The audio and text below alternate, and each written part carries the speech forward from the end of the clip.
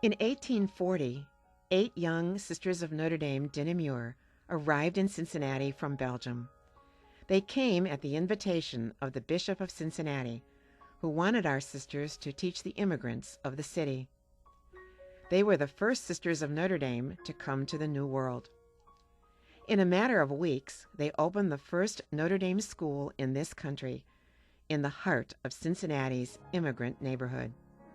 And in a remarkably short time, they helped create a model for the development of the Catholic school system in the Midwest and New England. By the turn of the century, our sisters had built 14 Notre Dame schools, including Trinity College in Washington, D.C.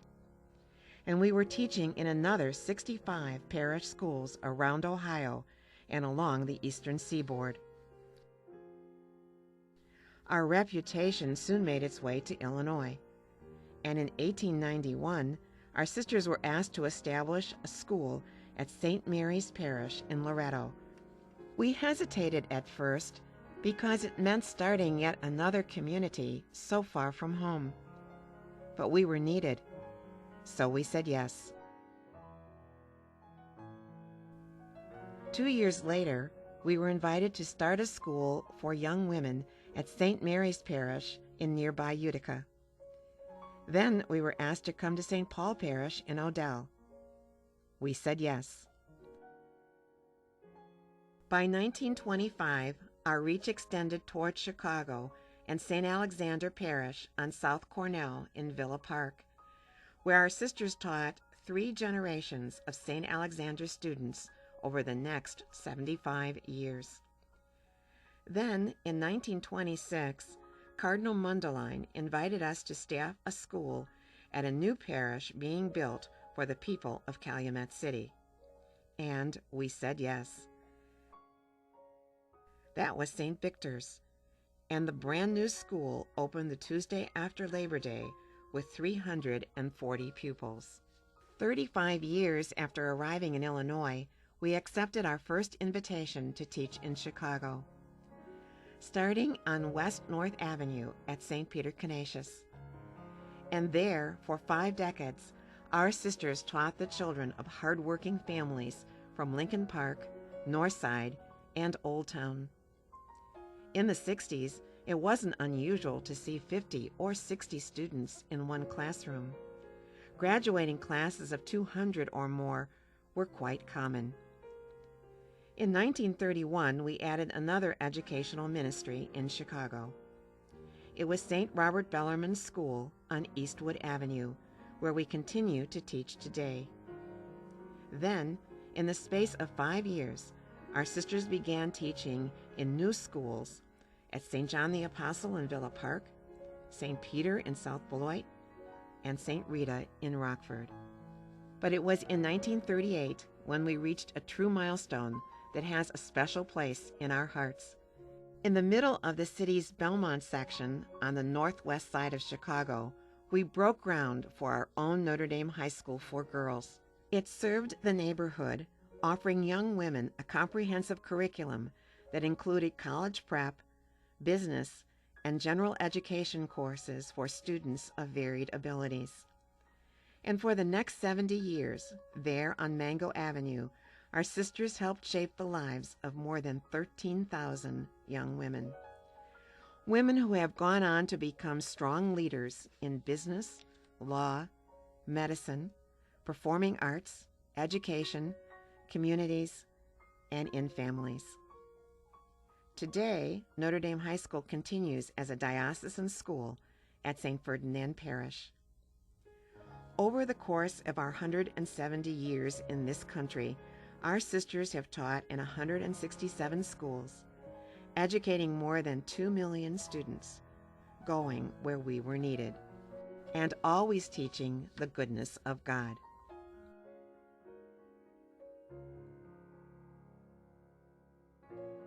Of course, our work goes on today, especially in Chicago at St. Robert Bellarmine, where Sister Mary Lou Stoffel continues to be a force at St. Robert's and St. Ferdinand's too, and where it's unclear who has the most fun when she's around, the students or Sister Mary Lou.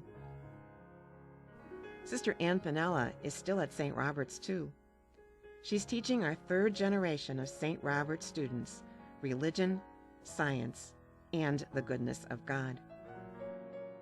Sister Leah Cazzini is also at St. Robert's. She makes social studies and geography come alive, especially when she's leading a prep session for a regional school competition.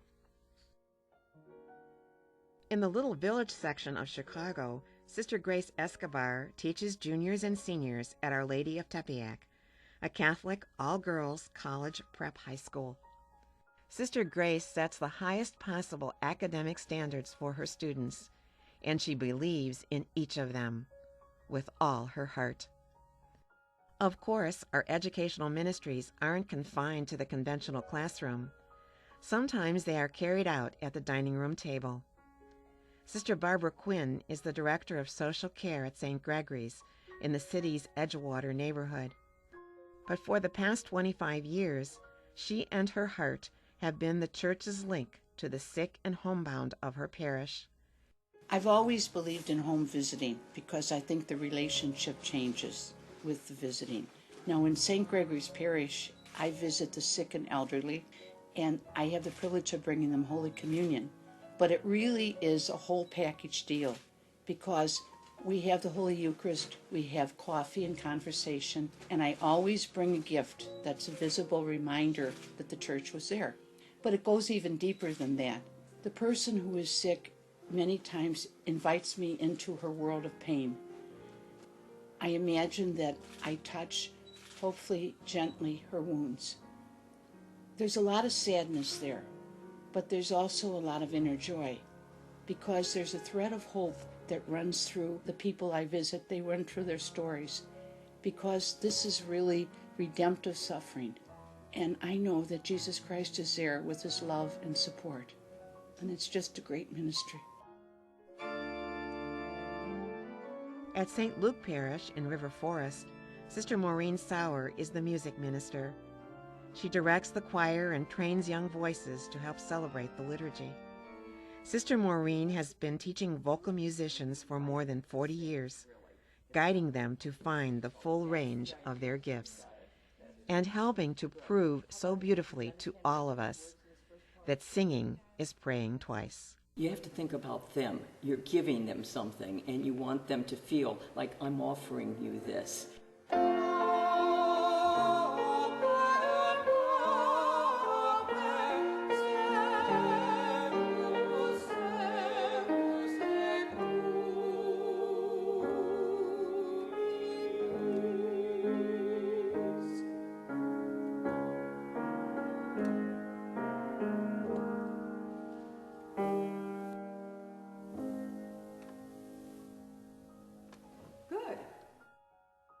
Someone once said, "The human heart feels things the eyes cannot see and knows what the mind cannot understand."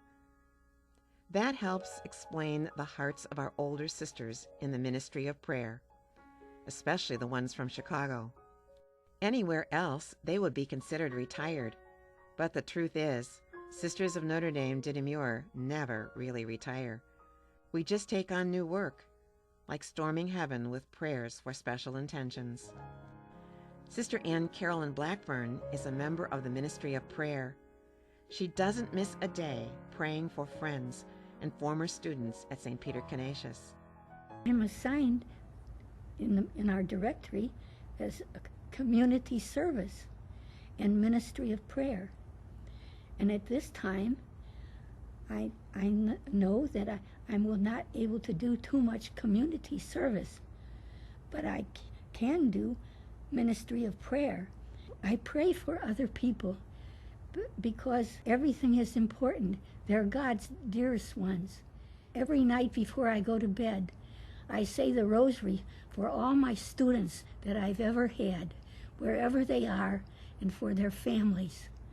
I like to pray especially to the Holy Spirit for the donors and for all my friends and for all the people who need prayers. Sister Mary Milano keeps her students at St. Robert's always in her prayers, but she also brings the goodness of God to others in a most unique ministry. Stitch by stitch, row by row, she prays as she works, creating prayer shawls that comfort, hug, and give solace to friends who are facing frightening challenges. It was about 11 years ago that I started making prayer shawls. One person after another had asked. Primarily I started because a good friend of mine had breast cancer and she was going through treatment. And I really wanted to make something to give to her, to tell her I've been praying with her and for her. I'm on my 70th shawl now. Usually I knit at night when I'm quiet after the day. And I say a prayer that really means a lot to me. May you be at peace, and I'm thinking the person's name. May your heart remain open. May you awaken to the light of your own true nature. May you be healed. And may you be a source of healing for all people. And I do believe that God is in that activity with me, holding the person in the best way possible, toward good health, toward enjoyment of life, toward a realization that they are loved and that they are connected. The knitting is connections. We're connected to each other. For more than 23 years, Sister Luana Orth taught young women at Notre Dame High School for girls. Now, every day in our St. Julie Chapel, she remembers her students, too many to count. Sister Luana is also the province archivist for the Sisters of Notre Dame de Namur. As the steward of the records and artifacts that are our heritage, she is preserving our history for our future. I'm the archivist for the Sisters of Notre Dame. And next to teaching, it's the most exciting thing that could have ever happened to me. Because what I have here is the great privilege of dealing with the sisters, their lives, their stories, and the support they give me with what they bring in of memorabilia. So I thought it would be fair to have one treasure that's just mine. This is my treasure. This is the list of all my students. And it starts in '63, and right now I am in 1981. And I have the only texting I know how to do, which tells me you are here. And so when I come in the morning, that's when I pray this special litany by naming the student and saying, God bless her or take care of her wherever she is. Ours is a mission enriched by the children, women, and families we educate, serve, and care for. We have been called to proclaim God's goodness with hearts as wide as the world. And after 207 years, we continue to say yes.